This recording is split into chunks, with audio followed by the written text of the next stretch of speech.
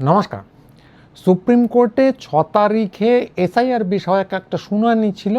শুনানির কি ফলাফল সেটা তো মোটামুটি সকলে জেনেই গেছেন, কিন্তু আজকে আমি যে অনুষ্ঠানটা করছি তার কারণ কতজন এই পুরো শুনানিটা দেখেছেন বা শুনেছেন জানি না, আমি দেখেছি এবং শুনে যাকে বলে একদম মুগ্ধ হয়ে গেছি।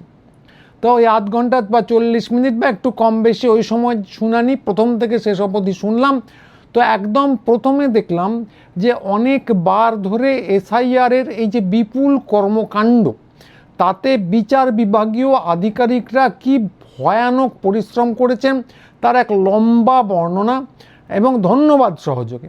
মালদার গণ্ডগোল সত্ত্বেও, তথাকথিত গণ্ডগোল সত্ত্বেও কি প্রচণ্ড বড় একটা কাজ হয়েছে সে নিয়ে সবাইকে নতমস্তকে ধন্যবাদ জানালেন।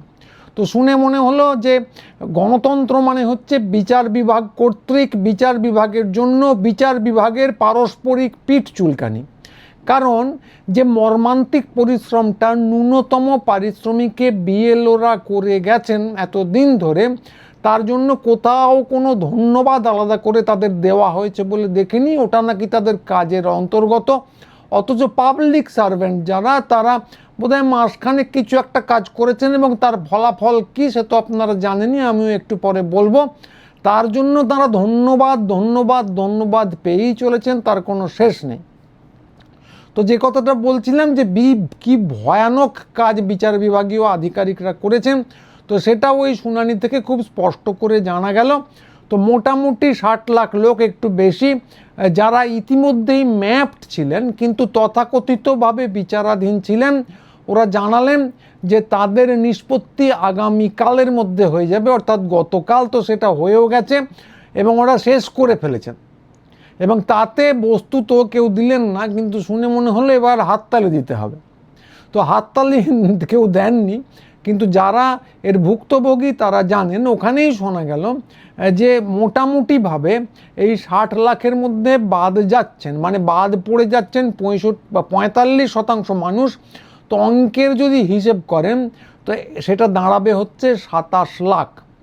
মানে যে সমস্ত ভোটারদের তথাকথিত লজিক্যাল ডিসক্রিপেন্সি ছিল, যাদের কিন্তু ম্যাপিংয়ের কোনো সমস্যা ছিল না, তাদের মধ্যে একদম খাঁটি সোনার মতো যে সমস্ত ভোটাররা, তাদের মধ্যে 27 লাখ লোককে বাদ দিয়ে দেওয়া হচ্ছে।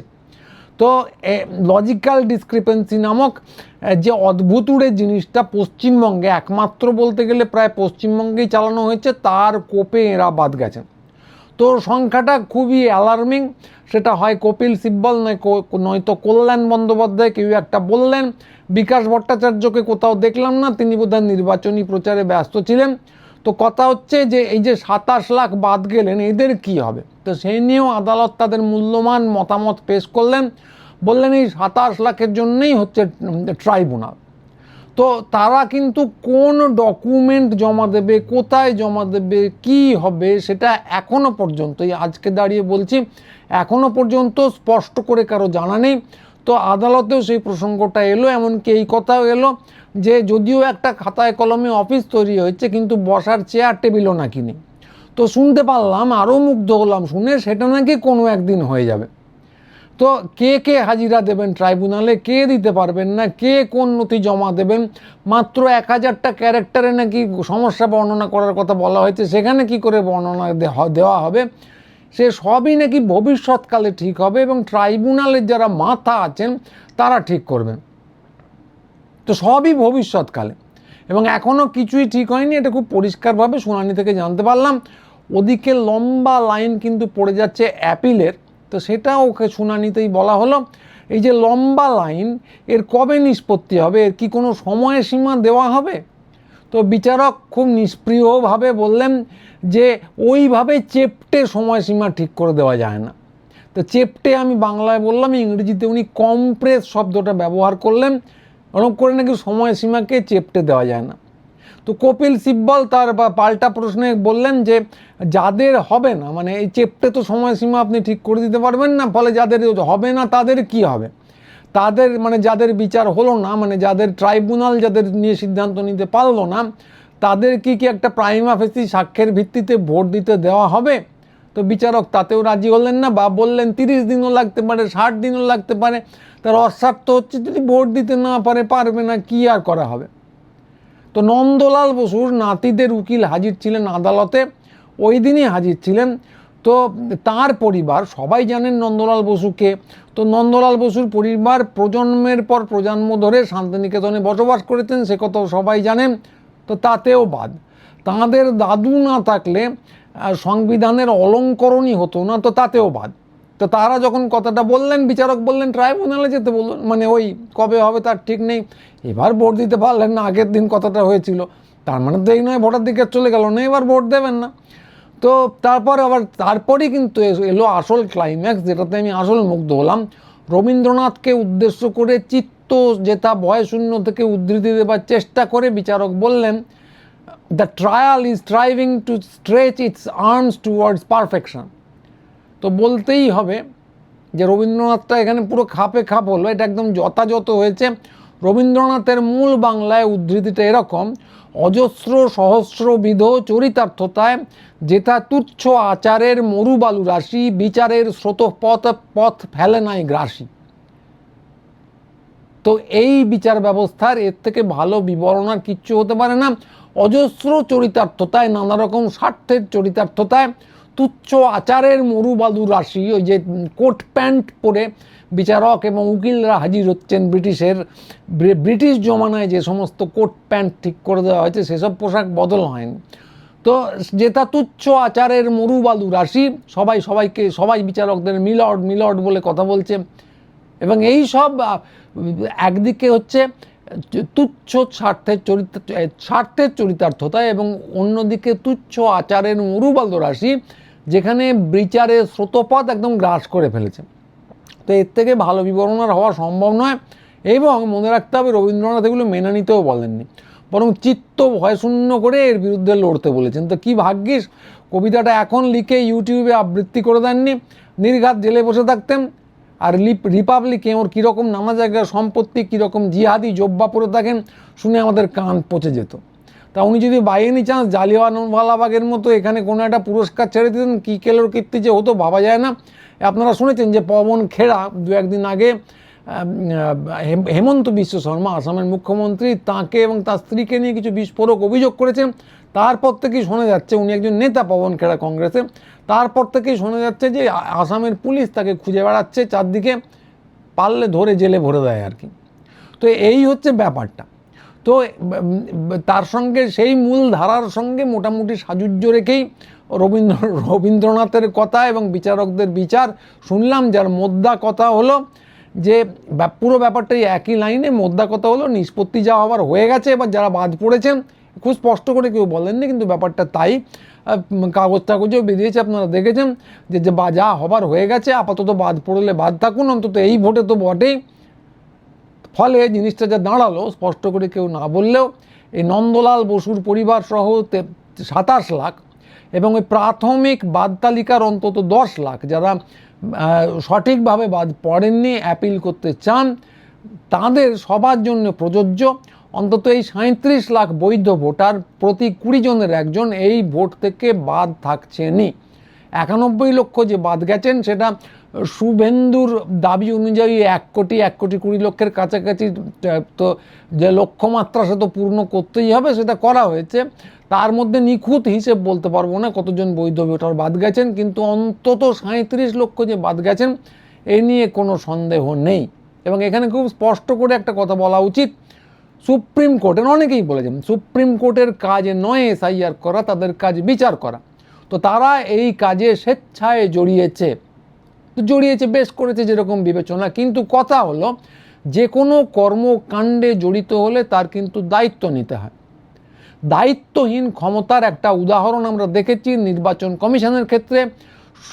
সুপ্রিম কোর্ট যদি নির্বাচন কমিশনের দায়িত্ব ঘাড় পেতে নেয়, লজিক্যাল ডিসক্রিপেন্সিকে সমর্থন করে, নিজেই যদি কাজটা নামিয়ে দেওয়ার চেষ্টা করে, এবং তার পরিণতি যদি এই হয় যে 27 লাখ ম্যাপড লোকই বাদ, তাহলে দায় কিন্তু আর কারোর ওপর না, সুপ্রিম কোর্টের উপরেও বর্তায়। এবং কোনো রুলিং দিয়ে, কদিন আগে একটা রুলিং দেওয়া হয়েছে, সুপ্রিম কোর্টের সমালোচনা করা হয়েছিল একটা পাঠ্য বইয়ে, পাঠ্য বই থেকে সেটা বাদ দেওয়া হয়েছে। কিন্তু কোনো প্রতিষ্ঠানের উপর যদি বিশ্বাসহীনতা থাকে এবং সেটাকে যদি রুলিং দিয়ে ঢাকা চাপা দেওয়ার চেষ্টা করা হয়, তাহলে কিন্তু বিশ্বাসহীনতা বাড়ে, কমে না। কোনো রুলিং দিয়েই তাই এই দায় এড়িয়ে যাওয়া যাবে না। এবং ফলে কি হতে চলেছে সব মিলিয়ে সেটা মোটামুটি সবাই জানেন। এই যে বললাম 37 লক্ষ বৈধ ভোটার একদম আইনিভাবে এই নির্বাচনে ভোট দিতে পারবেন না, মোটামুটি নিশ্চিত। সংখ্যাটা মোট ভোটারের মোটামুটি 5%। গড়ে 3 লক্ষ লোক যদি ধরেন একটা বিধানসভায়, তাহলে প্রতি বিধানসভায় 15,000 করে বাদ, গড়ে আর কি। প্রত্যেক বিধানসভাতে এরকম বেশি বাদ নয়, কিছু বেশি কিছু কম আছে। এবং গড়ে যদি এটা ধরি, ওই ভোটেই কিন্তু হারা জেতা নির্ধারিত হয় অধিকাংশ বিধানসভায়। এবং এই পরিমাণ ভোটারকে বাদ দিলে যে মার্জিনে হারা জেতা বেশিরভাগ জায়গাতে নির্ধারিত হয়, তাহলে পুরোটাই প্রহসন। এবং এই প্রহসন পুরোটাই হয়েছে নির্বাচন কমিশনের পরিচালনায়। এই প্রহসনটার মানে গণতন্ত্র নয়, গণতন্ত্রকে ধ্বংস করা। যে কোনো কাণ্ডজ্ঞান সম্পন্ন সুস্থ লোকই এই অদ্ভুত প্রক্রিয়া চালানো হচ্ছে, মানে অনেক লোককে বিচারাধীন রেখে ভোট ঘোষণা করে দেওয়া হচ্ছে, তালিকা তৈরি না করে ভোট ঘোষণা করে দেওয়া হচ্ছে। এইটা শুনলেই বলতো যে এইভাবে বাবু নির্বাচন হয় না। শুধু সাধারণ নির্বাচন না, আপনার কে ধরুন পাড়ার নির্বাচনে ভোট দেবে, ফ্ল্যাট কমিটিতে নির্বাচনে কারা ভোট দেবে, হাউসিংয়ের নির্বাচনে কারা ভোট দেবে, তালিকায় ঠিক নেই। অনেক লোক বিচারাধীন, দিতেও পারে নাও পারে, ভোট ঘোষণা করে দেওয়া হলো। এইটা হলে যে কোনো কাণ্ডজ্ঞান সম্পন্ন লোকই বলতো যে না, এভাবে ভোট হয় না, আগে তালিকা ঠিক করুন, তারপর দেখা যাবে। অথবা তালিকা যা ছিল সেটা ধরে নিয়েই ভোট করুন, এখন কাটাছেঁড়া করতে যাবেন না। তো কিন্তু এইটা করা হয়নি। সুপ্রিম কোর্ট নিজের ঘাড়ে নিয়ে নিয়েছে এসআইআর পরিচালনা, এবং তার ফল কি দাঁড়িয়েছে সেটা আমরা জানি। ফলে সুপ্রিম কোর্টের এই দায় এড়ানো যাবে না, যেটা আগেই বললাম।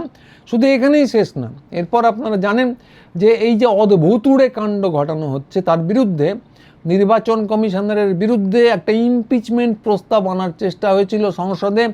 190 জনের বেশি সাংসদ সেখানে সই করেছিলেন। কিন্তু একই স্বরে দুই সভার অধ্যক্ষ, লোকসভা এবং বিধানসভা, লোকসভা এবং রাজ্যসভা, দুই সভারই অধ্যক্ষ একই স্বরে প্রায় একই বয়ানে জানিয়েছেন যে ওটা তুলতে দেওয়া যাবে না। সে ছাত্ররা টুকলি করতো আগে, একজনের দিকে আরেকজন লিখতো, দুটো বয়ান দেখলে ঠিক মনে হয় একই বয়ান। তো এইটা তুলতে দেওয়া হয়নি। তো না বোঝার কিছু নেই যে ফলে সবাই মিলে নির্বাচন কমিশন যে জিনিসটা ছড়িয়েছে সেটাকে যেভাবে গুটানোর চেষ্টা করছে, ঢাকা দেওয়ার চেষ্টা করছে। এই ইমপিচমেন্টে জিততো না কিন্তু বিরোধীরা, তাও তুলতেও দেওয়ার চেষ্টা করা হচ্ছে না। তো ফলে না বোঝার কিচ্ছু নেই যে এই গোলমালটাকে চোখের মণির মতো রক্ষা করা খুব জরুরি। এটাকে গোলমাল বলে আওয়াজ তোলা হচ্ছে, এইটাকেই সামনে আনতে দেওয়া যাবে না। গদি মিডিয়াও এর অংশ। ফলে যে ভারত রাষ্ট্রের যে বড় বড় প্রতিষ্ঠানগুলো সবাই কিন্তু এই গোলমালটার অংশ। ফলে এই গোলমালটা পরিকল্পনারই একটা বড় অংশ, এটা স্পষ্ট বোঝা যাচ্ছে। এবং পরিষ্কার কোথাও এটাকে চোট পেতে দেওয়া যাবে না। তো এই পরিকল্পনাটা কি আমরা নির্দিষ্টভাবে জানি না, কিন্তু মোটামুটিভাবে আন্দাজ করতে পারি যে হিন্দুস্তানকে দিয়ে বাংলা দখল। তাই এখন ফর্ম 6-এর পাহাড় আসছে। পরিযায়ী ভোটার, পরিযায়ী শ্রমিকদের জন্য ট্রেন ছিল না, কোনো রেড কার্পেট ছিল না, কিন্তু দলে দলে বিহার, ইউপি থেকে পরিযায়ী ভোটার আসছে বলে অভিযোগ। তাদের কিন্তু জামাই আদর করা হচ্ছে, তাদের জন্যই চারদিকে কেন্দ্রীয় বাহিনী। এবং তাতেও রক্ষা নেই। একদম সাম্প্রতিককালে জানা গেল যে অযোধ্যায় পুজো দিয়ে সাঁজোয়া গাড়ি চড়ে আসছে ইউপির কুখ্যাত পুলিশ বাহিনী। কোথাও কোনো কিন্তু লুকোছাপা নেই এজেন্ডা নিয়ে। কেন্দ্রীয় বাহিনীর কয়েকজন জওয়ান কয়েকদিন আগে ইফতারে গিয়েছিলেন, তাই তাদের সাসপেন্ড করা হয়েছিল। এদিকে এরা অযোধ্যায় পুজো দিয়ে জয় করতে আসছেন বাংলা, তাতে কারো কোনো সমস্যা নেই, রীতিমতো ছাপাটাপাও হচ্ছে। এবং নির্বাচন কমিশনার নিজে তো পশ্চিমবঙ্গে এসে কালীঘাটে পুজো দিয়ে সরকারি পেজে প্রচার করেছেন পুজো দেওয়ায় কারো কোনো সমস্যা নেই। ব্যক্তিগতভাবে কেউ অযোধ্যায় গিয়ে পুজো দিলেন, কালীঘাটে গিয়ে পুজো দিলেন, সমস্যার কিছু নেই। কিন্তু সরকারিভাবে সরকারি সেনা এটা করছে, আধা সেনা এটা করছে, পুলিশ এটা করছে, মানতে অসুবিধে আছে। নির্বাচন কমিশনার অফিসিয়াল তার পেজে এটা দিচ্ছেন, মানতে অসুবিধে আছে। তো সবটাই কিন্তু করা হচ্ছে খোলাভাবে, এবং টপাটপ করে বদলে দেওয়া হচ্ছে আধিকারিকদের। যে মানে কেউ একটু অবাধ্যতা করলেই বাদ, একদম আনুগত্য প্রকাশ করতে হবে, আনুগত্যের পরীক্ষা দিতে হবে। তো দেখে শুনে যেটা বোঝা যাচ্ছে যে মানে বাইরে থেকে যে ভোটাররা আসছে তাদেরকে তো রক্ষা কবচ দেওয়া হবেই, আর এখানে যারা ভোটার আছেন তাদেরকেও কিন্তু ভোট কেন্দ্রে গিয়ে পরীক্ষা দিতে হবে, পরীক্ষা করবে কেন্দ্রীয় বাহিনী। শোনা যাচ্ছিল যে এজেন্টদেরও নাকি ঢুকতে দেওয়া হবে না। অবশ্য হইচই চেঁচামেচির পর জানা গেছে যে না, এজেন্টদেরও দেখতে দেওয়া হবে। শেষ পর্যন্ত কী হবে আমরা জানি না। একটা বিজ্ঞপ্তি নির্বাচন কমিশন দেয়, তারপর বদলে দেয়, আবার কিছু কথা বিজ্ঞপ্তি না দিয়েই বদলে দেয়, সবই আমরা দেখেছি বলে বদলাতে পারে। তো এইগুলো যে করা হচ্ছে নানা রকম, যেটাকে এক কথায় সত্যি কথা বলতে কি জালিয়াতি বলা উচিত। তার কারণ একটাই, ওরা হিংস্র এবং মরিয়া হয়ে উঠেছে। তো কংগ্রেস নেতা পবন খেড়াকে নিয়ে কী করা হয়েছে সেটা একটু আগে বললামই। তো কথা হচ্ছে যে অভিযোগ করলেই, এমনকি সেটা সত্যি হলেও এখন পুলিশে ধরতে পারে, সেটা হলো কথা। তো এই যে হিংস্রতা, যেটার গণতন্ত্র নয়, এর কারণ কি? এটা কিন্তু আমি এতক্ষণ ধরে ভয়ের কথা বললাম, কিন্তু একটা কথা বলবো যে এই হিংস্রতার কারণ কিন্তু আত্মবিশ্বাস নয়। সাপ তখনই কামড়ায় যখন সে ভয় পায়। ওরাও ভয় পেয়েছে, কারণ ওরা জানে যে এটাই ওদের হয় এবার নয় নেবার। তো কথা হচ্ছে আমাদের কর্তব্য কি? এই ভীতু সাপকে তুবড়ে দেওয়া, বিজেপিকে শূন্য করে দেওয়া। তো দলগুলোকে একজোট হওয়ার কথা অনেকদিন ধরে বলছিলাম, কিন্তু তারা তো হলো না। যে কী করা যাবে? আমরা একজোট হয়ে যদি 50% লোককেও বাদ দিয়ে দেয়, 50% লোককেও ভোট দিতে দেয়, তাহলে বিজেপি যেন শূন্য হয়, এদিকে নজর রাখা দরকার। এবং এইটাকে সফল করতে না পারলে বাংলা কিন্তু ওদের হাতে চলে যাবে, এবং বাংলা বলতে আমরা যা বুঝি সেটা ধ্বংস হবে। তো না বোঝার কিছু নেই, আপনারা সবাই বোঝেন, আমরাও বুঝছি, কিন্তু যারা বুঝছেন না এখনও তাদের কাছে ভিডিওটা ছড়ান, এই চ্যানেল সাবস্ক্রাইব করুন, হাইপ করুন। পরের ভিডিও নিয়ে খুব তাড়াতাড়ি আবার আসবো। সবাই ভালো থাকবেন, নমস্কার।